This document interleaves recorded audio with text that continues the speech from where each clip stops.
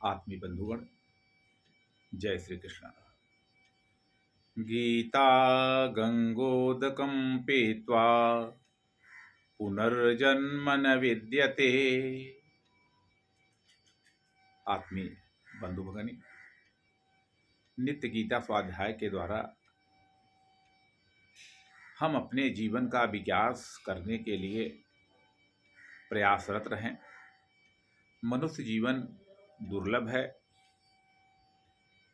अतः हमें जीवन जीने के विभिन्न सूत्रों का अन्वेषण करना चाहिए, अभ्यास करना चाहिए।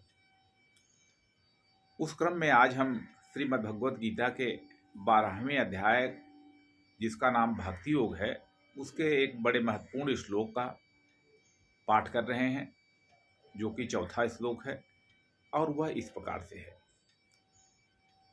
संयमेन्द्रियग्रामं सर्वर्थसमबुद्धयः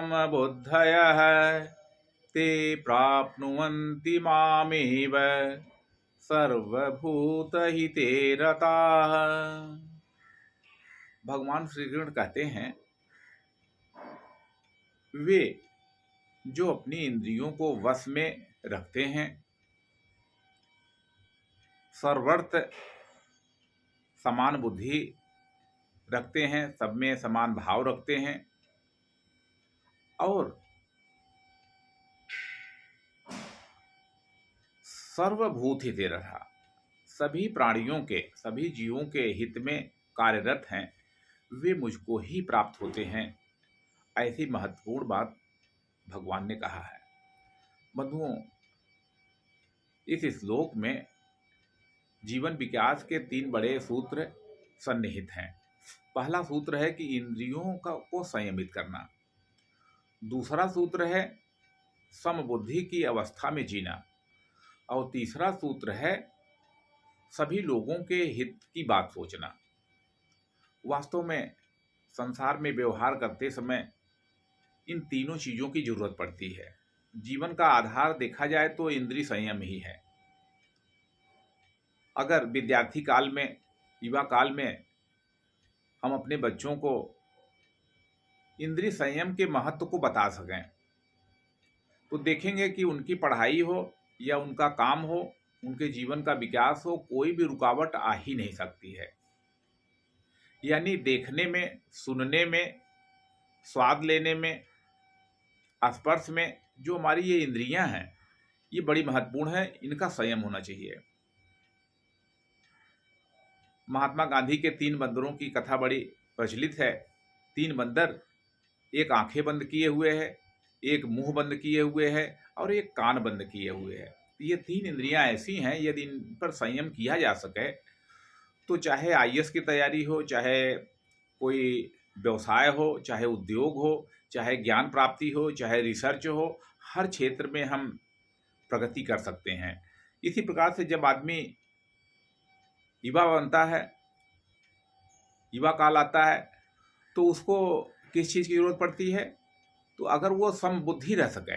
क्या होता है कि हमारे जीवन में अनेक प्रकार के राग द्वेष, काम क्रोध, सुख दुख, हानि लाभ, ऐसे जो द्वंद्व आते हैं, उनमें हम सम नहीं रह पाते हैं। जीतना तो चाहते हैं, सुख तो चाहते हैं, लेकिन सुखों की जो कीमत है उसको चुकाने के लिए तैयार नहीं होते हैं। तो समबुद्धि व्यक्ति, उसको ये बात ध्यान में आती है कि ये जो शीत है, ये जो गर्मी है, ये दोनों को सहना पड़ेगा। इसलिए इस सूत्र का बड़ा लाभ होता है युवा काल में। इसी प्रकार से जब व्यक्ति जीवन में कुछ बन जाता है, आगे चला जाता है, तो ये सूत्र का बड़ा उपयोग होता है कि सर्वभूत हिते रता। आखिर मनुष्य जीवन किस लिए है? आज बड़े से बड़े लोग प्रोफेसर हैं, वाइस चांसलर हैं, बड़े उद्योगपति हैं, करोड़पति हैं, लेकिन क्या वे सच्चा सुख पाते हैं?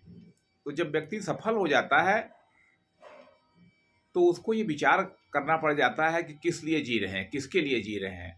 तो अगर कोई आदमी केवल अपने लिए जीता है तो कभी भी वो सच्चा सुख प्राप्त नहीं कर पाता है। संघ के एक वरिष्ठ प्रचारक थे, नानाजी देशमुख। तो वे कहते थे कि अपने लिए नहीं, अपनों के लिए जीना चाहिए। अपने लिए नहीं, अपनों के लिए जीना चाहिए। यानी अपना कौन है? तो जो अपना ये समाज है, जो अपने से जुड़े हुए लोग हैं, जो अपना क्षेत्र है, जो अपने गांव के पूर्ववासी हैं, उनके हित के लिए हमें जीना चाहिए, न कि समाज का, राष्ट्र का अपने हित के लिए उपयोग करना चाहिए। तो अगर इन तीनों सूत्रों को व्यक्ति क्रम से पालन करता है तो ऐसी अवस्था में भगवान कहते हैं कि वह मुझको ही प्राप्त कर लेता है।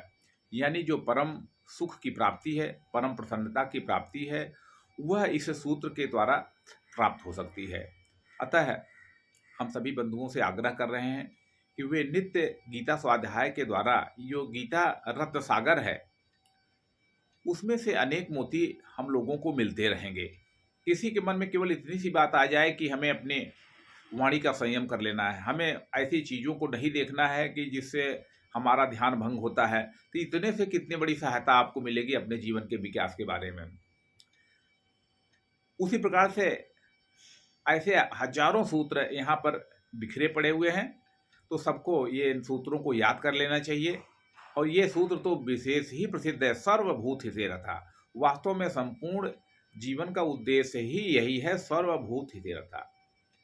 कि जो व्यक्ति सबके कल्याण के लिए सोच रहा है, वास्तव में उसी का कल्याण संभव है। जो सबके उत्थान के लिए सोच रहा है, वो वास्तव में उसका ही उत्थान है। अगर हम अपने बारे में ज़्यादा सोचते हैं, निज स्वार्थ के बारे में ज़्यादा सोचते हैं, तो कभी भी ऐसा आदमी जीवन में प्रगति नहीं कर सकता है और सुख तो बिल्कुल ही नहीं प्राप्त कर सकता है। जबकि समाज में ये बुद्धि में भ्रम हो जाने के नाते व्यक्ति सोचता है कि हम अपने बारे में सोचें, केवल अपने शरीर, अपने सुख, और विषय बहुत ज़्यादा से ज़्यादा हुआ तो केवल परिवार के बारे में सोचते हैं। तो इससे परे जा कर के इन गीता सूत्रों का हम अभ्यास करें और उसके बल पर अपने जीवन तथा अपने समाज का विकास करें। इतनी बात मैं कह करके आज की बात पूरी करता हूँ। जय श्री कृष्णा, जय श्री राम।